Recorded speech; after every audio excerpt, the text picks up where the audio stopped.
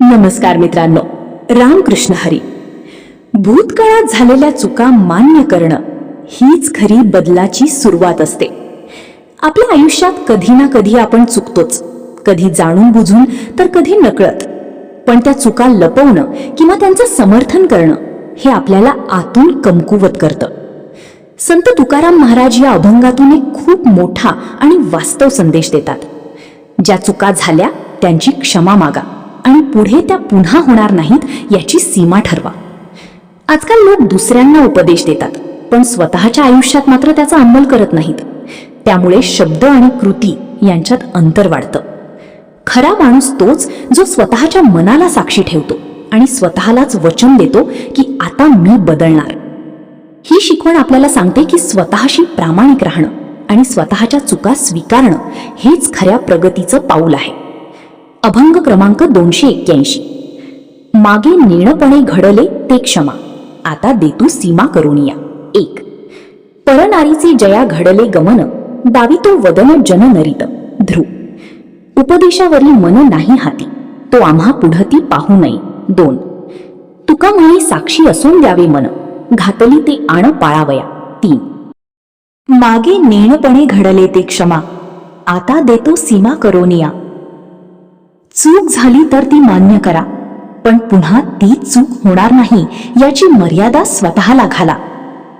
या ओळीत संत तुकाराम महाराज अतिशय साध्या पण प्रभावी शब्दात जीवनातील एक मोठा सत्य सांगतात.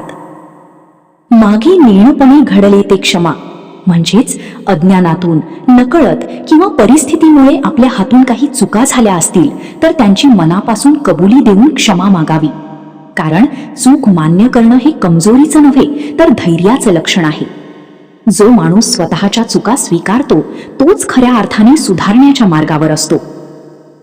आता देतो सीमा करोनिया. या भागात महाराज सांगतात की फक्त क्षमा मागणं पुरेसं नाही, तर पुढे त्या चुका पुन्हा होणार नाहीत यासाठी स्वतःला एक मर्यादा, सीमा घालणं खूप गरजेचं आहे. म्हणजेच आपण आपल्या वागण्यात, विचारांत आणि निर्णयात बदल घडवून आणायला हवा. हेच खरं आत्मपरीक्षण आणि आत्मशुद्धीचं लक्षण आहे. आजच्या काळात अनेक लोक सॉरी म्हणतात, पण त्यांच्या कृतीत बदल दिसत नाही. त्यामुळे त्या शब्दाला काहीच अर्थ राहत नाही. संत तुकाराम महाराज आपल्याला सांगतात की खऱ्या अर्थाने पश्चात्ताप म्हणजे फक्त शब्द नव्हे तर कृतीतून दिसणारा बदल आहे. आपण स्वतःला प्रश्न विचारायला हवा, मी खरंच बदलतोय का की फक्त बोलतोय? ही ओळ आपल्याला आत्मनियंत्रण आणि प्रामाणिकपणाचं महत्त्व शिकवते. आयुष्यात पुढे जायचं असेल तर भूतकाळातील चुका ओझं न बनवता त्यातून शिकून स्वतःला घडवणं आवश्यक आहे. जेव्हा आपण स्वतःशी प्रामाणिक राहतो आणि आपल्या मनाला साक्षी ठेवतो तेव्हा आपल्या जीवनात खरी शांतता आणि समाधान येतं. म्हणूनच आजपासून एक निर्णय घ्या, चुका मान्य करा, क्षमा मागा आणि स्वतःला योग्य मर्यादा घालून एक चांगला माणूस बनण्याचा प्रयत्न करा. ओळ. ध्रुव. परनारीचे जया घडले गमन, दावितो वदन जननरित. पाप करूनही जो निर्लज्जपणे समाजात वावरतो तो स्वतःलाच फसवत असतो. या ओळीत संत तुकाराम महाराज अतिशय कठोर पण वास्तव दाखवणारा संदेश देतात. परनारीचे जया घडले गमन म्हणजे दुसऱ्याच्या स्त्रीकडे वाईट नजरेने पाहणे किंवा चुकीचे वर्तन करणे हे अत्यंत पाप आहे. हे केवळ नैतिकदृष्ट्या चुकीचं नाही तर समाजाच्या मूल्यांनाही तडा देणारं आहे.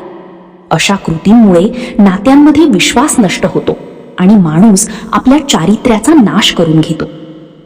दावितो वदन जननरित याचा अर्थ असा की एवढं पाप करूनही तो माणूस समाजात अगदी सामान्यपणे, निर्लज्जपणे वावरतो. तो आपल्या चेहऱ्यावर कोणताही अपराधभाव न दाखवता लोकांसमोर वावरतो, जणू काही त्याने काहीच चुकीचं केलं नाही. हीच सर्वात मोठी शोकांतिका आहे. पाप करण्यापेक्षा पापाची जाणीव न होणं अधिक धोकादायक आहे. महाराज इथे आपल्याला सांगतात की माणसाने बाहेरचं वागणं चांगलं दाखवण्यापेक्षा आपल्या अंतरंगाकडे पाहणं महत्वाचं आहे. समाजाला फसवणं सोपं आहे, पण स्वतःच्या अंतःकरणाला फसवणं अशक्य आहे. आपलं मन सगळं पाहत असतं आणि योग्य अयोग्य याचा निर्णय देत असतं. त्यामुळे चुकीच्या मार्गावर चालणारा माणूस कितीही बाहेरून नीट दिसला तरी आतून तो अस्वस्थ आणि दोषीच असतो. आजच्या काळात बाह्य दिखावा खूप वाढला आहे. लोक आपली प्रतिमा चांगली ठेवण्यासाठी खूप प्रयत्न करतात, पण आतून ते कसे आहेत याकडे दुर्लक्ष करतात. संत तुकाराम महाराजांचा हा संदेश आपल्याला आठवण करून देतो की खरी प्रतिष्ठा ही आपल्या वागण्यात आणि विचारांमध्ये असते, केवळ लोकांसमोर दाखवण्यात नाही. म्हणूनच प्रत्येकाने स्वतःला विचारावं, आपण बाहेरून चांगले दिसतोय का, की खरंच आतूनही चांगले आहोत? कारण शेवटी आपलं खरं रूप आपल्यालाच माहीत असतं आणि तेच सर्वात महत्वाचं असतं. ओळ 2. उपदेशावरी मन नाही हाती, तो आम्हा पुढती पाहू नये. जो स्वतःचं मन जिंकू शकत नाही त्याचा उपदेश फक्त शब्दांचा दिखावा असतो. ह्या ओळीत संत तुकाराम महाराज अतिशय खोल आणि वास्तववादी संदेश देतात. उपदेशावरी मन नाही हाती म्हणजे जो माणूस इतरांना उपदेश करतो पण स्वतःच्या मनावर त्याचं नियंत्रण नाही, त्याच्या बोलण्याला काहीच अर्थ राहत नाही.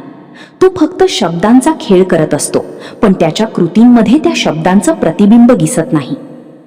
आजच्या काळात आपण अनेकदा असे लोक पाहतो जे मोठमोठे विचार सांगतात, प्रामाणिकपणा, संयम, सत्य, चांगुलपणा ह्याबद्दल बोलतात, पण त्यांच्या स्वतःच्या आयुष्यात तेच मूल्य दिसत नाहीत.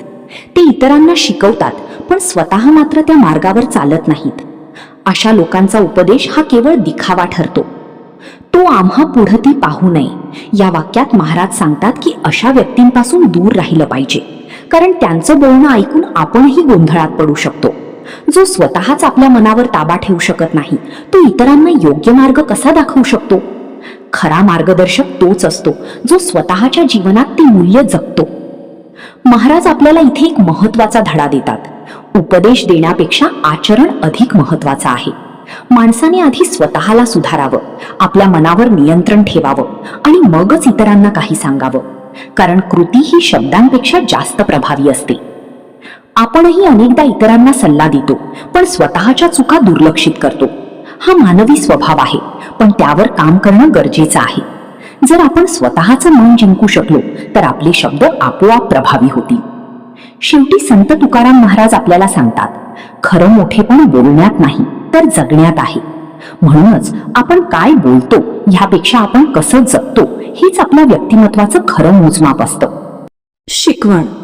या अभंगातून आपल्याला एक अत्यंत महत्वाची शिकवण मिळते. स्वतःचं मन जिंकलं आणि दिलेलं वचन पाळलं तर आयुष्य आपोआप योग्य मार्गावर चालतं. माणूस कितीही मोठं बोलला, कितीही उपदेश केला, तरी त्याच्या कृतीत प्रामाणिकपणा नसेल तर त्या सगळ्याला काहीच अर्थ राहत नाही. त्यामुळे सर्वात आधी आपल्याला स्वतःकडे पाहणं गरजेचं आहे. आपण अनेकदा इतरांना सुधारण्याचा प्रयत्न करतो पण स्वतःच्या चुका दुर्लक्षित करतो.